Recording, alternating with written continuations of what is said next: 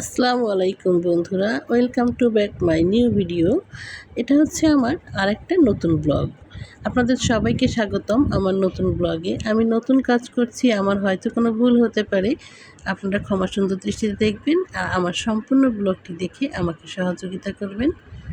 ধন্যবাদ সবাইকে। এটা ঈদের আগের রাত্রে করেছিলাম।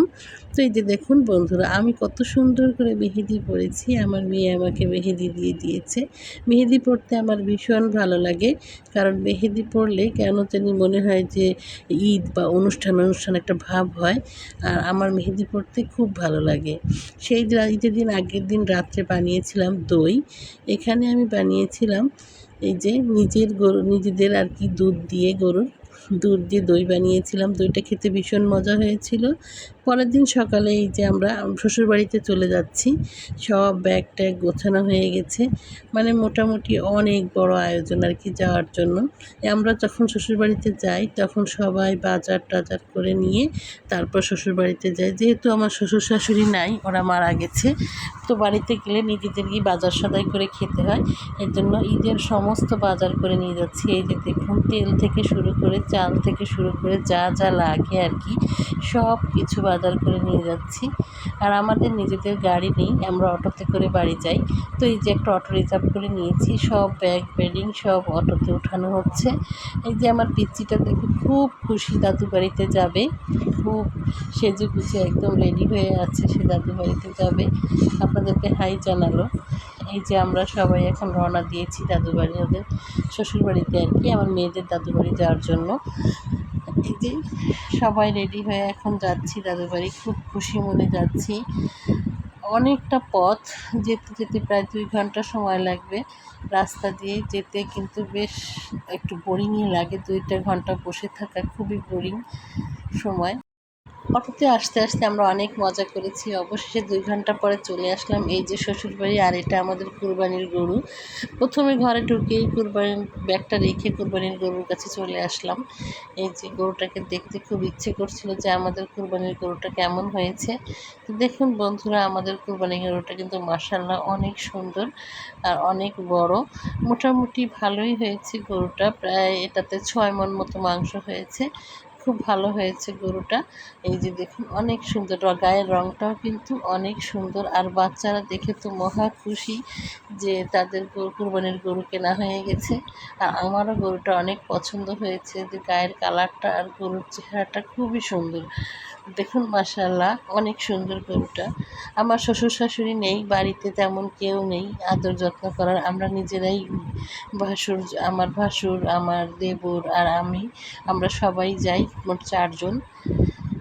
এই যে ঈদের দিনে সকালে পেঁয়াজ রসুন কাটা হয়ে গেছে, আমরা এখন গরু জবাই হয়ে গেছে, মাংস বসাচ্ছি সকালবেলা। এই যে ঈদের মাংস রান্না শুরু হয়ে গেছে। মাংসটা কষে আমরা প্রথম দিন প্রায় 25 কেজির মতো মাংস রান্না করি দুপুরে খাওয়ার জন্য, কারণ বাড়িতে অনেক মেহমান থাকে, খাওয়াতে প্রায় অনেক মাংসের প্রয়োজন। এই জন্য প্রায় 25 কেজি মাংস আমরা ঈদের দিন সকালবেলা রান্না করি। এই যে দেখুন, রান্নাটা অর্ধেকটা হয়ে গেছে। চুলায় রান্না করছি, অনেক ছোট চুলা তো, পাতিলটা দিয়ে রান্না করতে একটু কষ্টই হচ্ছে, কারণ সারা বছর বাড়িতে কেউ থাকে না, শুধুমাত্র ঈদের সময় আমরা বাড়িতে যাই। আর সারা বছর আমাদের শ্বশুরবাড়ির ঘর তালা দেওয়া থাকে। তো এই যে মাংসটা খুব কষ্ট করে সবাই মিলে নাড়াচ্ছে। আমার ননদও আছে এখানে, ননদও এসেছে আমাদের সাথে ঈদ করার জন্য। আসলে আমরা বছরের 2টা ঈদ, রোজার ঈদ বা কোরবানি ঈদ, আমরা একসাথে করি সবাই, এবং সবার একসাথে দেখা হয়, একসাথে বসে সবাই খাওয়া দাওয়া করি, খুব মজা লাগে। আমাদের ভিতর আসলে অনেক মিল। আমি দেখিনি কোথাও এত মিল যে দেবর ভাসুরের ভিতর থাকে। আমরা সবাই একসাথে ঈদ করি, খুব ভালো লাগে আমাদের। রান্নাটা প্রায় মাঝামাঝি পর্যায়ে চলে এসেছে, অনেক মাংস, নাড়াচাড়া করতে কষ্ট হচ্ছে। এই যে দেখুন, তো এই যে এখন আমাদের বিকাল হয়ে গেছে পুরা সম্পূর্ণ গরুটা বানিয়ে নিয়ে আসতে। এখন মাংস ভাগ করা হবে, যে সবাইকে দেওয়া হবে আর কি, সেই জন্য এই যে মাংস ভাগ করছে। মাংস ভাগ করা দেখতে আমার ভীষণ ভালো লাগে। আমি দাঁড়িয়ে দাঁড়িয়ে দেখি যে কীভাবে কী করে সবাইকে দেওয়ার জন্য। এই যে ভাগ করছে, যে মিটার মেশিন নিয়ে এসেছে মাংস ওজন করে সঠিক পরিমাপে সবাইকে দেওয়ার জন্য। আমাদের এখানে পুরা গরুটাকে 3 ভাগ করে, 1 ভাগ নিজেদের রাখে, 1 ভাগ আত্মীয় স্বজনের পাশে যারা আছে তাদেরকে দেয়, আর 1 ভাগ হচ্ছে তোমার দান করে দেয় আর কি। তো এভাবে 3 ভাগ করে। আমাদের বাড়িতে খুব বড় একটা পুকুর আছে, পুকুরে কিন্তু অনেক গরম পড়েছিল, বাচ্চারা অনেক মজা করেছে, আমিও গোসল করেছি পুকুরে।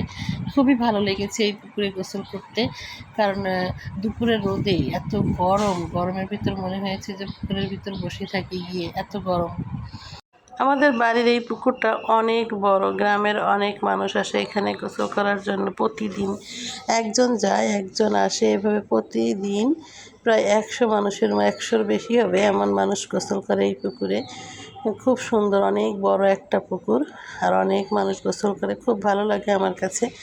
মাঝে মাঝে যখন ভালো লাগে না, এই পুকুরের কাছে গিয়ে বসে থাকি, বাচ্চারা খেলা করে। পুকুরে যে সিঁড়ি, ঘাট বাঁধানো সিঁড়ি, তো অনেক বড় পুকুর, বাচ্চারা দেখুন কত মজা করে গোসল করতেছে এখানে, খুব ভালো লাগে এই পুকুরটা দেখতে। একদম ঘাট বাঁধানো, পরিবেশটা অনেক সুন্দর। এটা আমার শ্বশুরাই করেছে, অনেক বড় একটা পুকুর আমাদের বাড়ির ভিতরে এই পুকুরটা। খুব ভালো লাগে এখানে বসে থাকতে, যখন খারাপ লাগে তখন এখানে গোসল করি, আর অন্য সময় ভিতরে গোসল করি বাড়ির ভিতরে। যদি বেশি গরম পড়ে বা খুব খারাপ লাগে তখন আমরা এই পুকুরে গোসল করি। নিজের মনে হয় মনটা একেবারে শান্তিতে ভরে যায়, এত সুন্দর এই পুকুরটা। ও আপনাদের তো বলাই হয়নি, আমার বিড়াল মিনিকেও কিন্তু আমরা সাথে করে নিয়ে গিয়েছিলাম। মিনি যেও এখানে অনেক মজা করেছে, ওর কাছে মনেই হয়নি যে এটা অন্য আরেকটা বাড়ি। ও আগেও গিয়েছে আরেকবার, ওর কাছে খুবই পরিচিত একটা জায়গা ছিল। তো এভাবে অনেক মজা করেছি, নিজেদের গাছের এই যে জাম পেরেছি, জাম পেরে জাম মাখা করে সবাই মিলে অনেক মজা করে খেয়েছি। নিজেদের গাছের জাম পাড়ার যে কী আনন্দ, তো যাদের আছে তারাই বোঝে। আর এই যে জাম মাখা করা হচ্ছে, এখন সবাই উঠানে বসে এই জাম মাখা খাবে, খুবই মজার এই জাম মাখা। তো এইভাবে আমরা ঈদটাকে অনেক মজা করে আনন্দ করে কাটিয়েছি। বন্ধুরা, আমার ব্লগটা আপনাদের কাছে কেমন লাগলো অবশ্যই কমেন্ট করে জানাবেন। ভালো লেগেছে কিনা, কোথাও কোনো ভুল হয়েছে কিনা, যদি কোথাও কোনো ভুল হয়ে থাকে সেটাও শুধরে দিবেন। দেখা হবে নেক্সট ব্লগে, সেই পর্যন্ত সবাই আমার সাথে থাকুন। সবাই ভালো থাকবেন, সুস্থ থাকবেন। টাটা, আসসালামু আলাইকুম।